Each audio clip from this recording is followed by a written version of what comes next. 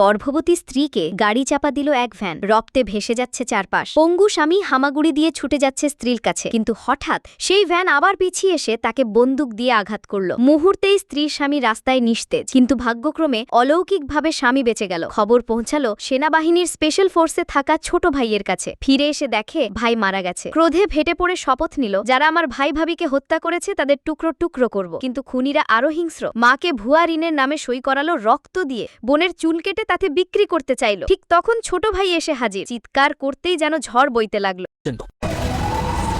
সে বলল, বোনকে ছেড়ে দাও, না হলে কারোর কবরও হবে না। সংঘর্ষে ভিলেন ও তার দল ধ্বংস হলো। মা আর বোনকে নিরাপদে রেখে এবার ছোট ভাই কোম্পানিতে গেল। খুনি ইতিমধ্যেই নিজেকে চেয়ারম্যান করার চেষ্টা করছে। হঠাৎ হুইলচেয়ারে বসা ছোট ভাই ঢুকে বলল, আমার আপত্তি আছে। সবাই হতবাক। তুমি তো মরেছ ভেবেছিলাম। তারা উপহাস করল, তুমি তো পঙ্গু, কোম্পানি চালাতে পারবে না। ছোট ভাই শান্তভাবে বলল, যদি আমি এখন উঠে দাঁড়াই তাহলে কি হবে? তারা হেসে বলল, যদি দাঁড়াতে পারো আমরা সবাই মাথা নত করব। হঠাৎ ছোট ভাই উঠে দাঁড়ালো। সবাই চোখ ফেটে চেয়ে রইল। এটা কিভাবে সম্ভব?